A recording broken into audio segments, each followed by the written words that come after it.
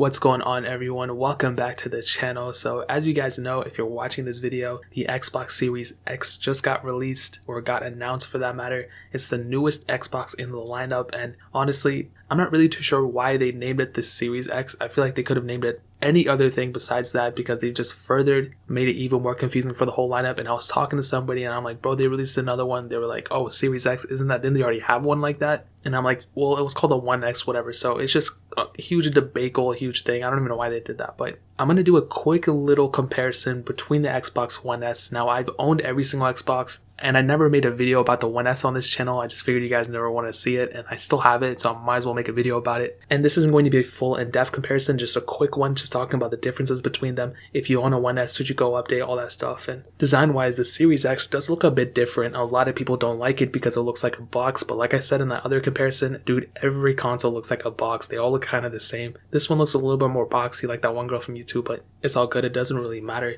I still don't think that that One S does actually look better. I think that looks more classy, and I do like that white on black type of design. Maybe the Series X will have that type of design too, but me personally, I kind of do like the Xbox One S design for sure. Now, one of the biggest advantages for the Series X that I just want to get out of the way is that you will be able to do 4K games at 60 frames per second, which is amazing. I love that so much. But the other cool thing is that potentially in the future, you will be able to do 120 frames per second in a game at 4K, which is going to be insane. If your monitor supports that type of frame rate, that's going to be a killer feature for a lot of people. And I'm sure people would rather do that than even at 60 frames, but dude, that's crazy. I feel like that's going to be overkill for a lot of people, but a crazier thing on top of that is that potentially we could do 8K in the future as well. So the one thing I like about the Series X is that we're already talking about the future. It's not like it's just built in with these things. It's talking about in the future, you know, once game development comes on for this thing and everything, we will be able to do these capabilities in the future, and that's awesome. Currently, the Xbox One S just supports 4K, which is still really good. Games play very fun. I only have a 1080p monitor. Now I have a 1440p monitor, which is almost the same. The games look very sharp to me. I'm not a gamer though, so imagine for you all who are gamers, that's going to be awesome. In terms of the speed, the Xbox One S had 8 cores, and those cores were clocked at 1.7 gigahertz. With the Xbox Series X is also an 8-core processor, but those cores are clocked at 3.5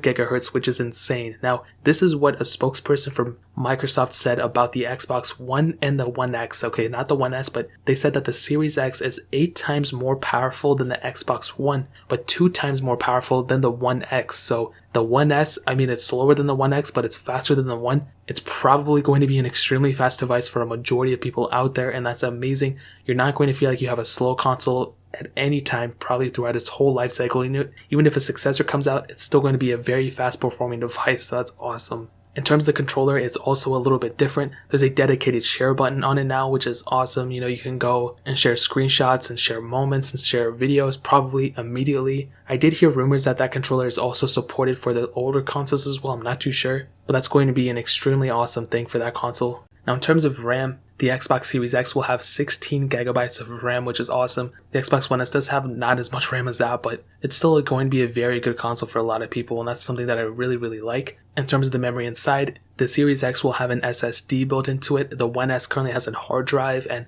obviously with the hard drive, it's not as good as the SSD, a solid state drive, so that's going to be an amazing feature for a lot of people to have. And one of the probably biggest advantages for people going to upgrade, you'll be able to get faster writing and speed rates, whatever that is. So you will have that capability with the Series X without having to tamper it. I know there's ways to install SSD on a One S, but you have to open it up and all that stuff. With the Series X, you won't have to do that. Now, a huge thing I want to hit on, the One S does have backwards compatibility to some Xbox 360 games. That wasn't announced when the One was released. They eventually brought that in through software, but the Xbox Series X will have backwards compatibility to the Xbox One series, you know, and all their titles. I'm not too sure how it comes in terms of 360 games. I don't think they may be supported. I don't know. That's kind of a stretch, but at least for Xbox One, we will have all those games supported, which is going to be sick. Now, those are the main things that I wanted to hit on. I will leave it with the price thing. Now, the Series X will probably cost around $499 to $549, somewhere between that price tag. The Xbox One S currently is selling for about $199 to $249 in select markets. I have seen it for $199,